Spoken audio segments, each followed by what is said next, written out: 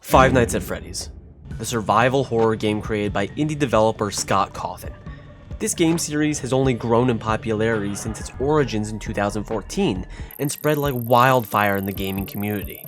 This included sequels, prequels, spin-offs, merchandise, comics, and now an entire movie dedicated to the franchise. We're going to have so much fun together.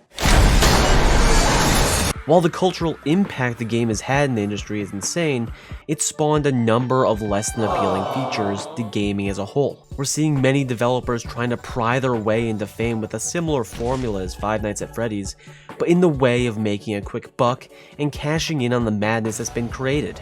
It's a snowball effect, and the avalanche has been out of control these last few years.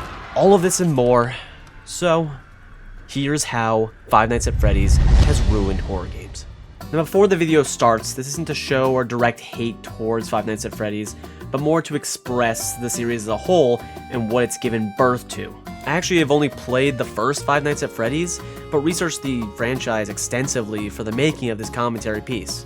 That might not be enough though, so I wanted to bring on my good friend Sqwalla, who recently finished every Five Nights at Freddy's games, and to give us some insight on how good or bad the series actually is. A real security guard aficionado.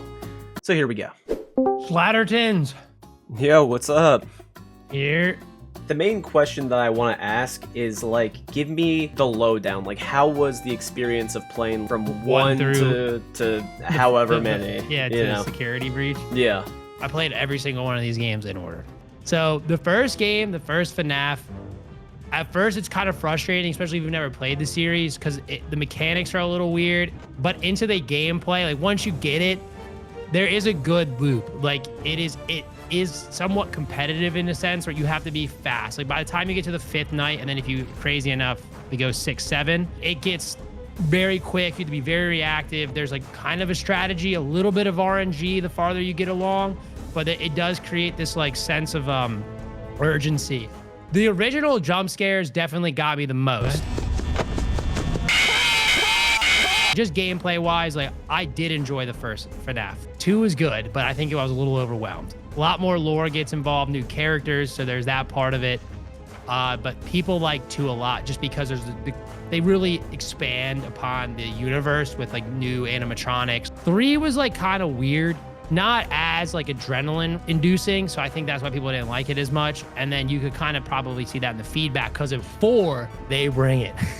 You're like a child running away in a bedroom, and there's these like nightmare variations of like the original characters, and you have a flashlight, you have like there's like a time mechanic where you have to like always get rid of these like little Freddys behind you. It's more audio, like it's all hearing. You could play the game blind. You could literally shut your eyes and you could play, because you could literally just, all you could do is have to hear. Like that's all you need really. Sister location, definitely way more lore. It's like you kind of move through the map. You move actually around a little bit. And then you get into, after those games, like learning the lore, learning more about the characters, backstories, William and all that, you get into like Help Wanted. And that's when they get into the VR, and like things get a little bit wild. Pizza Sim burns everything down, and then Help Wanted like just creates a whole new universe, which I think was the mindset, because when you get into Security Breach, you're kind of in like a not so far off future, and there's like a, it's like an open world map. You're running around, like you have full control of a character. Like it's like pretty much open world. I actually enjoyed it a lot. Some people hated it, but I mean, maybe I played it when it wasn't as buggy, because there still was bugs, but I enjoyed it. I thought it was interesting. Like a weird game that you like probably like one guy, a couple guys could make in their room, to now it's like a AAA franchise. That's it's in that regard, it's impressive. All right, man. All right, dog. Yeah. Good talk today. Yeah, thanks for hanging. I'll see you in the ways. Peace out. With the extensive collection that Five Nights at Freddy's has formed, they've paved the way for many new games to release. It's inadvertently created 2 genres in surveillance horror, which I think is an incredible category that really hasn't been tapped to its fullest potential, primarily shown off by the I'm on Observation Duty series and Reflex Studios, which made Welcome to the Game 1 and 2, as well as the recent release of their game Dead Signal. The other one is what many people know, mascot horror games. Five Nights at Freddy's didn't create this genre, but more so put it into the forefront of everyone's eyes, and exploding the popularity into the general public. I don't think this is a bad category at all, as it can be made into a great game that gives tons of content like My Friendly Neighborhood, which came out this year and recently added a horde mode to the game, Choo Choo Charles, which I thought was really well done and innovative with the concept that we had never seen before, and the Granny series, which is a genuinely tense indie horror that involves pristine pathing and strategy. While these are obviously the highs of the genre, there are incredibly low lows. The biggest components we've seen are franchises making one game that explodes and decide they'll pump out one every couple of months. They won't be a finished game by any means, but a segment of a game. It's almost like these companies throw out these chapters, sequels, prequels for the general public to playtest the game for them. The community posts ideas for the developer on the game's forums, the devs do some coding tweaks here and there to make the game a step up from the last, and boom, they're good for another 6 months. That's very much so on par with the Five Nights at Freddy's formula, considering we saw 4 games in 2 years at the start of its popularity, which we now see 8 games part of the main series, with 5 spin-offs since 2014. And don't even get me started on the books that have popped up during this time, because they're flying off the charts and hot caking their way to go 29. There's 29 that incorporate the books, novels, and guides. Selling the games for cheap can justify this lack of quality for developers. Why spend 2 years making a fine-tuned game that people might not bite on when you can throw 4 games at the wall and hopefully it gets picked up by a big YouTuber or streamer? Creating a game with a bunch of chapters only adds to the next component, which is that most of these types of games have this secretive lore. It feels as though it's to be solved by the player and goes past the base plot of the games, which is you're a security guard in a pizza palace. The animatronics are possessed by dead children and act a little quirky at night. The series has some surface level information. This leads to fans becoming curious and devising their own theories and piecing together what they think the story actually means. I don't think this is a terrible thing, but I'm a simple guy. At the end of playing a game, I'd like to know what was resolved and be rewarded with that effort. This has found its way into many more indie horror games, and I think it's a lazy way of creating a universe. It's essentially not the developer's job anymore to make a story, and instead leave it to your fans to speculate and theorize until the next piece comes along. But hey, that's just a theory. A game theory! The last component that Five Nights at Freddy's leans towards is having a cute kid theme about the game, whether it be the environment, atmosphere, or monster. Five Nights at Freddy's takes place at Freddy Fazbear's Pizza, derived from the family restaurant of Chuck E. Cheese. You remember the terrifying dancing rat? Always keep the safety of the children in mind. If you're ever in trouble, use the timeout signal and determine whether or not you will be able to make it to the regular exit door. Due to this, these products are more likely to have kids engage with them, which would be totally fine if these games didn't push their merch store on those same kid consumers. It's an extremely predatory tactic that we see with many companies, like Epic Games' recent lawsuit. These small developers can kind of get away with it because they're so tiny in scale and virtually unknown to the public eye. Now that we understand the core elements that Five Nights at Freddy's has pumped into the industry, the following examples have one or more elements that went into the development of the game. And coincidentally enough, each one is inspired by the last. Let's begin with Bendy and the Ink Machine. Starting as a chapter-based game in February 2017, and later finished into a complete worldwide release on October 2018. This game genuinely did it right. I don't mind seeing a chapter-based game as long as the game finishes. It's similar to early access in that way. Many people and fans have stated that Bendy and the Ink Machine was inspired by Five Nights at Freddy's, but I only see it being that way and that they have a recognizable villain in Bendy. The original stories have some similarities as well, where Five Nights at Freddy's animatronics are possessed by the souls of children who were killed at the restaurant, where Bendy's ink creations are formed from the staff that worked at the animating studio where the game takes place. The main difference is that there's resolution in Bendy and the Ink Machine, while Five Nights at Freddy's has an ever-running and evolving narrative. Even through all of this, the creators of Bendy have stated the game is inspired more by the BioShock series. After personally playing through Bendy and the Ink Machine, I can see them pulling inspirations from many different medias.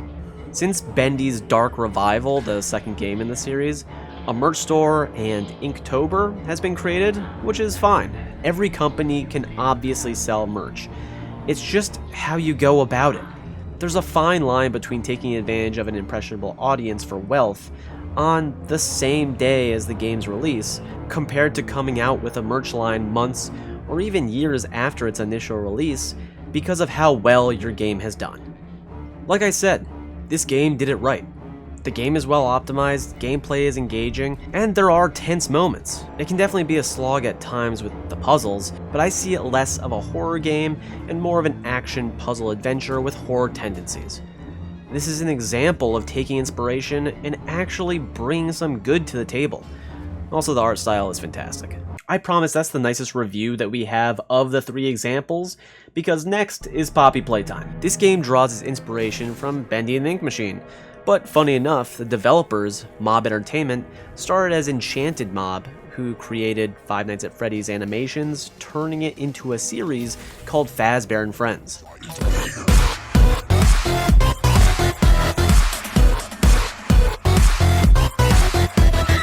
Poppy Playtime ultimately came out with 3 games in a 14-month span. Being a company of over 100 people, Mob Entertainment spent 4 months until they decided to package and ship off the first game to consumers. Why stop there though? The game started at only $5 for less than an hour of gameplay. How would they get more revenue out of the buyers?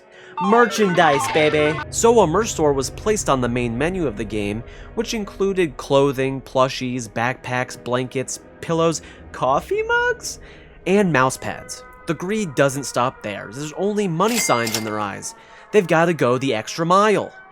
Which led to Poppy Playtime NFTs, which, to be honest, I don't even know how the blockchain works, so how the hell is little 10-year-old Timmy gonna know what the fuck is going on? To round this goofy puzzle game off, when Chapter 2 came out in April 2022, they announced a Poppy Playtime movie that's in production. Busy few months for them, and now we'll see Chapter 3 coming out in November 2023. Honestly, just spend a year or more on your game and make it something that people will enjoy, because the hand mechanics are quite good, only making it more entertaining with Chapter 2, where they added a swinging and momentum mechanic. There's a lot of potential here, but the game falls flat in its attempt to be a good horror game. I'm realizing this is a list of games that are slowly getting worse as the list goes on, and unfortunately, we've descended into the bowels of utter ass cheeks with this next one. You all know it, Garten of Banishment. This is the pinnacle of true disaster. Whether it be a shitpost or not, the game only hurts the genre because a single developer might think, oh, if a game that bad can do so well, I'll make one too, and put in as little time and effort as possible, which further clutters the gaming space with more garbage to sift through. Is a child going to be able to discern a real game made by a passionate developer and a shitpost? Probably not, which is why this strategy might work. This series has 4 games that have all come out this year, with 2 more confirmed. Most likely the 5th game will come out before the year ends, which is a travesty to have 5 games released in a year. That's not a feat. That's a showing of quantity over quality in hopes of greed and fame. The game doesn't have any story, walking simulator gameplay, boring character models, 0 music or sounds besides the very end in which you're being chased every single time. It's actually a disgrace to the industry. Yes, they have a merch store, and developed that into being an easier user-friendly experience than the game it's based on. These developers shouldn't be praised for what they've done, even for it being a parody. If you want a fun parody game, play Baldi's Basics, an indie horror that deserves the recognition. The major reason I truly despise this series and think the creators should never be a part of a game which garners children for the community is because the developers literally made a school shooter game. What the fuck? There's no point in showing the game, but it's a dark story and brings up very serious topics which the dialogue and character tries to make light of, which is disturbing in itself. Apparently the developer asks you to DM him on Twitter if you want to talk about anything. Euphoric Brothers, you are not certified counselors and you're not game devs. They're conmen coders trying to take the easy way out by riding on the coattails of previously successful projects. It really is odd that all of these games usually have some type of controversy within them, whether it be NFTs or doxing or scams. Obviously, I didn't show off all of the terrible games that have come from this wave of mascot horror, so let's show them off right now.